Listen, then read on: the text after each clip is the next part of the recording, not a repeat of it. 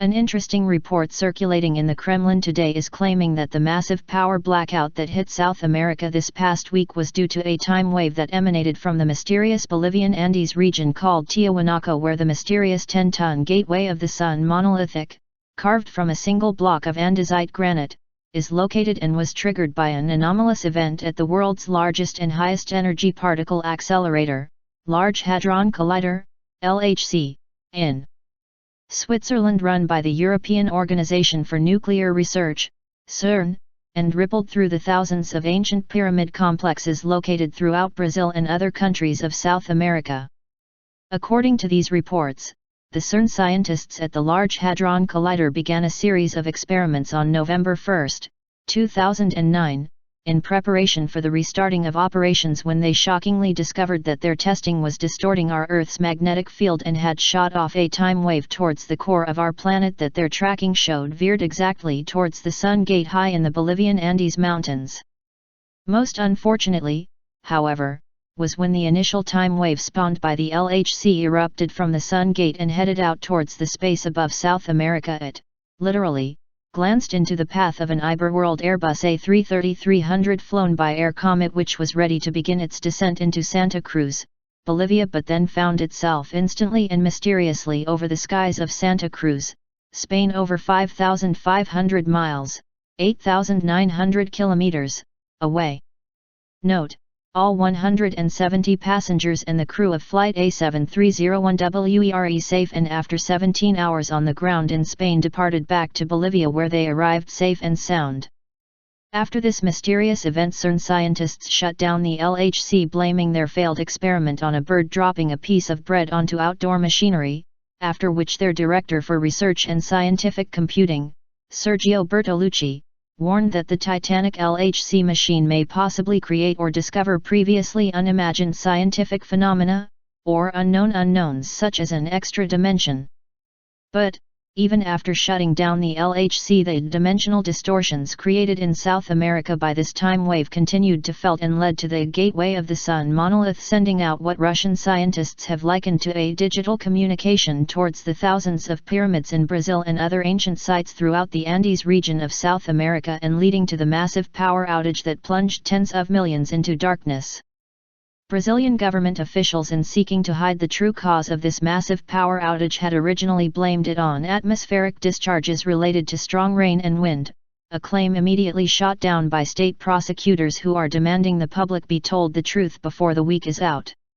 Even worse for these regions in South America, these reports continue, is that the effects of this time wave may be far from over, according to Russian scientists who have noted a marked increase in seismic activity throughout the locations of the most ancient cities in Chile, Bolivia, Paraguay, Brazil, and Argentina. The latest of these ancient cities to be hit by the effects of this time wave are the pre-Inca ruins located near Calama on the banks of the river Loa, which was struck today by a powerful 6.5 magnitude earthquake, and the Bolivian regions of Tiahuanaco, struck by a 5.8 magnitude trembler shortly thereafter. Not being widely known to most peoples in the West is that the Americas have one of the largest concentrations of ancient sacred sites and pyramids in the world, especially in Brazil, where in 1996 the oldest of these structures were discovered and dated to have been built centuries before the Great Pyramids in Egypt. Unlike their Egyptian counterparts, however, the builders of the pyramids in the Americas are not known, and in the case of the 12 Brazilian pyramids lying near the Peruvian Andes Mountains, the longest and among the oldest mountains in the world, still unexplored. Even more interesting to note about the ancient origins of the peoples of South America is the base root of all of their languages being tied to Europe in what many Russian historians categorize as the antediluvian pre-flood period of human civilization, before the last great cataclysmic changes to our Earth took place an estimated 5,000 years ago.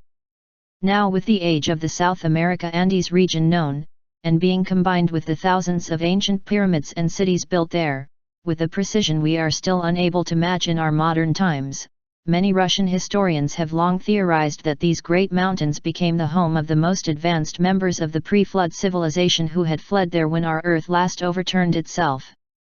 Even more interesting to note are those theories that state that the ancient survivors of these cataclysmic Earth changes set up a warning system throughout South America, its vast Amazon region known to be the lungs of our world, that is connected to our entire planet to forewarn future generations of humankind when these horrors would be visited upon our species once again. And their method of establishing this warning system, and encoding the memories of our Earth's most ancient past, was through the building of pyramids, all around the globe, of silicon-rich stones such as granite and sandstone. Not known to many is that the basis of our present modern technological age is our Earth's most common metalloid, silicon, the second most abundant element after oxygen on our planet that makes up fully 25.7% of our Earth's crust, and which without we would not have glass, concrete, cement, or any electrical device, especially computers. Even more importantly, the ability of silicon to both store and transmit power are termed vital to our planet's long-term survival against the ravages that nearly 2 centuries of using fossil fuels has visited upon us all. What is not known to our scientists of today is how powerful this ancient silicon warning system actually is, or how much of it is still intact. But now, after it's being struck by this new time wave, there are fearful glimpses, indeed, of the unimaginable power still latent within it. To what purpose does it hold for our present world? That is not known by the scientists of today, but only by those of the long ago yesterdays of our human past who have through the centuries warned of the things to come. Much too sadly there are too few left to heed the ancient warnings, let alone act to protect themselves from the catastrophic horrors to come. But, for those seeking the truest knowledge of these things, they should start relearning how to listen to the rocks, a suggestion that the vast majority of these peoples will most certainly scoff and ridicule at, while at the same time listening to their music playing on their modified rocks for hearing they call radios, or modified rocks for viewing they call television, or the modified rocks for writing they call computers.